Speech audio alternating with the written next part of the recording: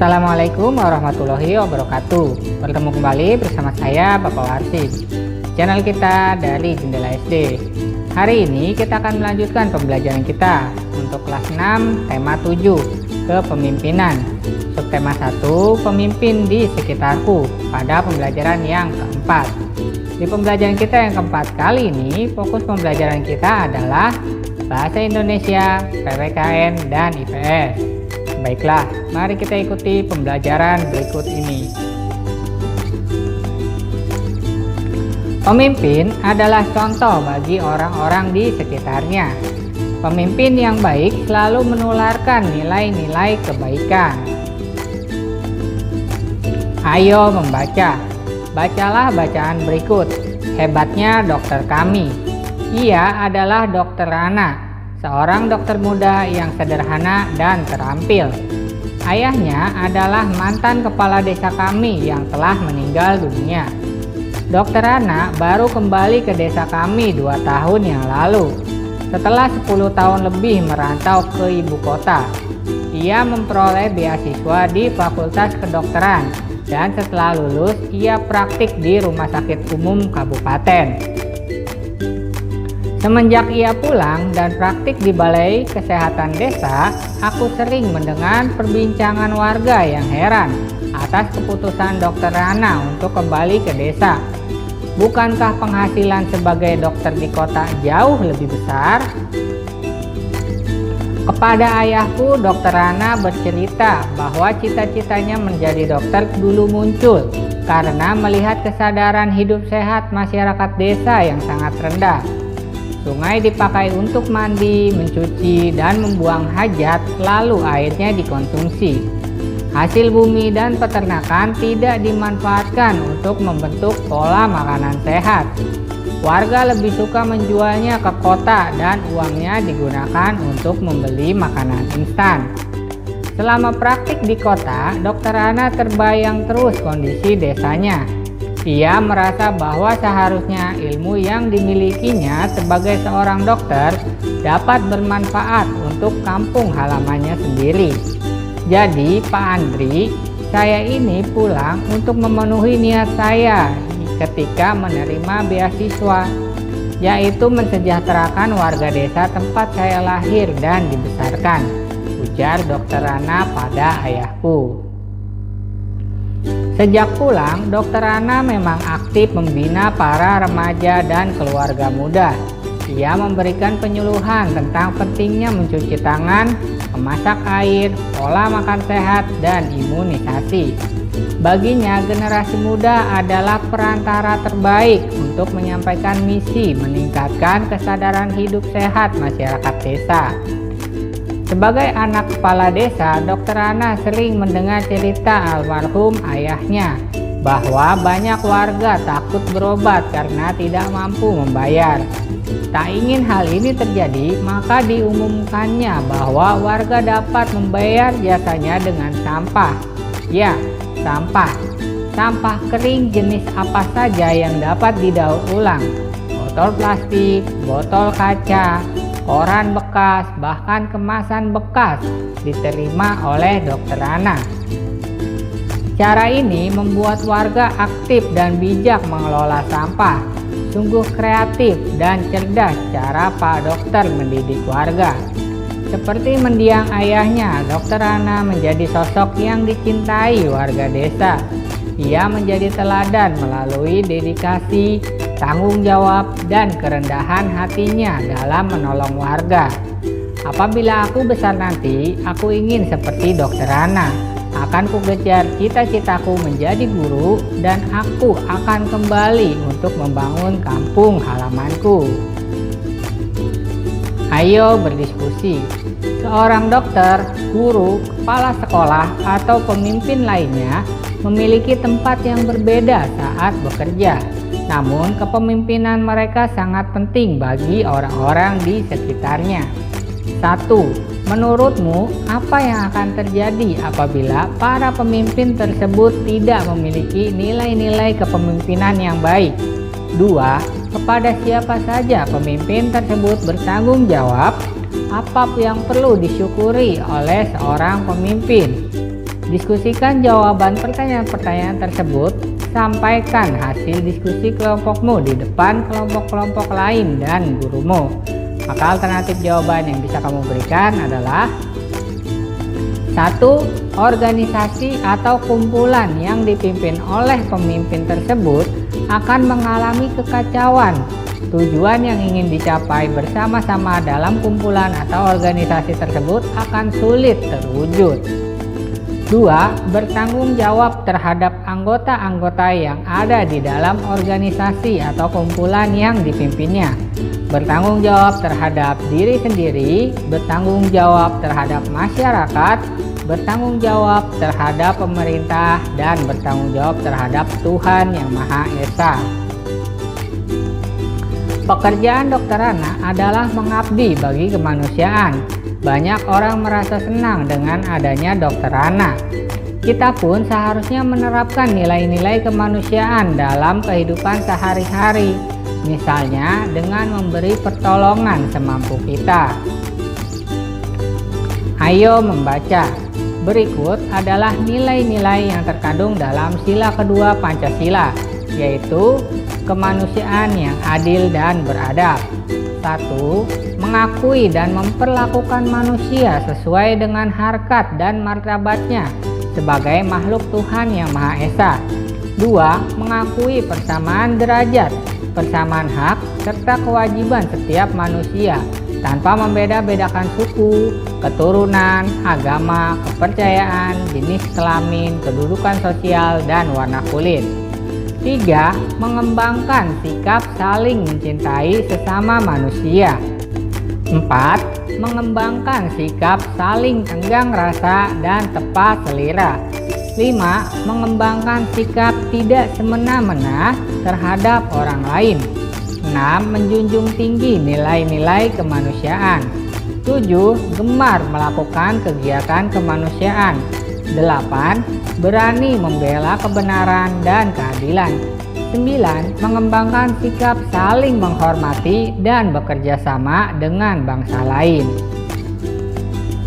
Ayo menulis. 1. Berikanlah contoh penerapan nilai-nilai kemanusiaan itu dalam kehidupanmu sehari-hari. 2. Apa pendapatmu mengenai pelaksanaan nilai-nilai kemanusiaan di lingkungan sekitarmu? Tuliskan tugasmu, lalu presentasikan di depan teman-teman dan guru. Lakukan bergantian. Maka alternatif jawaban yang bisa kamu berikan adalah 1.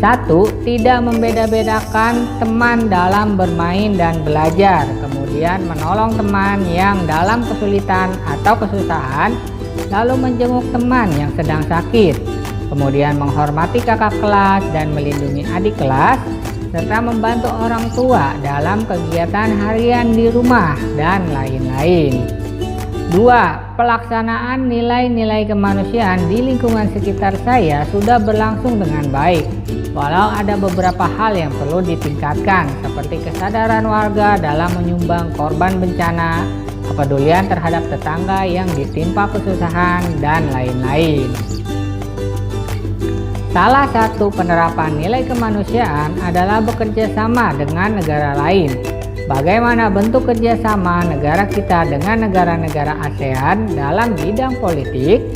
Ayo mencoba. 1. Carilah informasi mengenai peristiwa-peristiwa berikut. Carilah dari buku-buku referensi di perpustakaan sekolahmu. 2. Dari informasi yang kamu kumpulkan, buatlah laporan mengenai peran Indonesia dalam bidang politik di ASEAN. Nah, di sana ada diagram tentang peran Indonesia di ASEAN. Baiklah, mari kita coba lengkapi. Yang pertama, ada KTT 1 ASEAN di Bali tanggal 23 sampai 24 Februari tahun 1976. Keterangannya, KTT 1 ASEAN di Bali merupakan KTT atau konferensi tingkat tinggi pertama yang diadakan oleh negara-negara anggota ASEAN. Salah satu hasil dari KTT pertama tersebut adalah pembentukan Sekretariat ASEAN yang berkedudukan di Jakarta, Indonesia. Peran Indonesia adalah menjadi sekjen atau sekretaris jenderal ASEAN, menjadi tuan rumah atau penyelenggara KTT 1 ASEAN. Kemudian kerjasama antar parlemen di ASEAN. Keterangan ASEAN Interparliamentary Organization atau AIPO merupakan kerjasama antar parlemen, merupakan badan yang didirikan untuk meningkatkan kerjasama antar parlemen negara-negara ASEAN. Peran Indonesia adalah pada tahun 1974, Indonesia atau DPR RI mengusulkan pembentukan kerjasama antar parlemen ASEAN. Kemudian pada tahun 1977, Indonesia bersama Thailand, Filipina, Singapura, dan Malaysia secara resmi mendirikan kerjasama antar parlemen ASEAN. Kemudian pertemuan ke-44 Menteri Luar Negeri ASEAN pada tanggal 19 Juli 2011. Keterangan diselenggarakan di Bali membahas tindak lanjut KTT ASEAN ke-18. Pertukaran pandangan isu-isu regional dan internasional. Isu-isu penting yang dibahas antara lain pendirian ASEAN Institute for Peace and Reconciliation atau AIPR. Kemudian implementasi Declaration of Conduct of Parties in South China Sea atau DOC, serta ASEAN Community Building and Asian Fair. Peran Indonesia menjadi tuan rumah pertemuan ke-44 dan menjadi pimpinan dalam pertemuan ke-44. Laporan peran Indonesia dalam bidang politik di ASEAN. Yang pertama, mengikuti ASEAN Defense Minister Meeting atau ADMM, yaitu pertemuan para menteri pertahanan.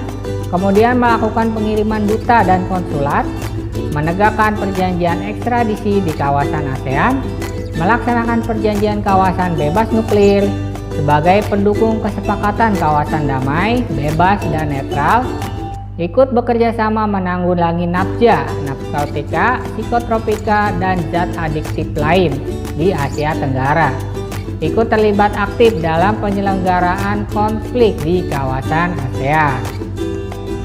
Ayo berdiskusi. Pada pembelajaran 3, kamu telah mengidentifikasi hal-hal pokok dalam pidato. Bersama kelompokmu, carilah satu teks pidato. Selanjutnya, identifikasikanlah hal-hal pokok dalam pidato tersebut. Ingatlah untuk selalu menuliskan kosakata dalam bentuk baku. Bacakan hasil diskusi kelompokmu di depan kelompok-kelompok lain. Maka alternatif pidato yang bisa kamu berikan adalah: Assalamualaikum warahmatullahi wabarakatuh. Yang saya hormati Kepala Madrasah Ibtidaiyah Hasyim Asy'ari Dampit. Yang saya hormati guru-guru Madrasah Ibtidaiyah Hasyim Asy'ari Dampit beserta seluruh siswa-siswi Madrasah Ibtidaiyah Hasyim Asy'ari Dampit yang berbahagia.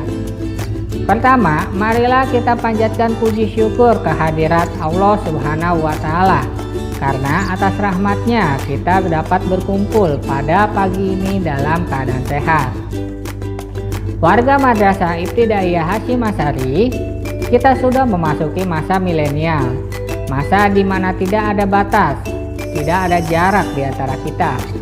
Suatu masa yang menuntut kita untuk selalu berpikir dan bertindak bijaksana. Suatu masa di mana tuntunan jadi tontonan dan tontonan menjadi tuntunan. Warga Madrasah Ibtidaiyah Hasyim Asy'ari yang saya sayangi, pada masa milenial ini kita dituntut untuk selalu menyaring apa-apa yang kita dapat dari masa milenial ini dengan saring norma agama, norma sosial, dan kearifan lokal bangsa Indonesia. Tidak semua apa-apa yang ada di masa milenial buruk, dan tidak semua apa-apa yang ada di masa milenial baik. Adalah tugas kita sebagai generasi pelajar, bukan sebagai generasi micin yang dapat melakukannya. Karena di tangan pemuda, maju mundurnya peradaban suatu bangsa. Mengutip perkataan salah seorang pendiri bangsa kita yang berkata, "Beri aku 10 pemuda, maka akan aku goncang dunia." Demikianlah sedikit ucapan yang dapat saya berikan. Jika ada kekurangan, saya mohon maaf sebagai seorang pemuda yang sedang merintis jalan dan mencari jati diri. Kesempurnaan hanya milik Allah Subhanahu wa Ta'ala. Akhir kata, wassalamualaikum warahmatullahi wabarakatuh. Kemudian hal-hal pokok dalam pidato tersebut adalah yang pertama salam pembuka, kemudian pendahuluan yaitu menyampaikan tentang sikap yang harus diambil siswa atau pemuda pada masa milenial, lalu inti yaitu mengajak siswa atau pemuda untuk bijaksana dan menyaring segala hal yang ada pada masa milenial, mengambil yang baik dan membuang yang buruk. Lalu penutup, kemudian salam penutup. Baiklah, cukup sekian video pembelajaran hari ini dari Bapak. Like jika kalian suka videonya, dislike jika kalian tidak suka videonya. Serta jangan lupa share kepada teman-teman kalian yang kelas 6 SD agar mereka lebih mudah dalam memahami materi yang sama. Tuliskan juga komentar kalian pada kolom komentar di bawah supaya Bapak tahu di mana saja kekurangan Bapak dalam hal penyampaian materi maupun editing video. Subscribe channel ini supaya dapat memberikan informasi yang lebih menarik dan informatif kepada kalian. Kurang lebihnya Bapak mohon maaf. Bapak akhiri. Terima kasih. Wassalamualaikum warahmatullahi wabarakatuh.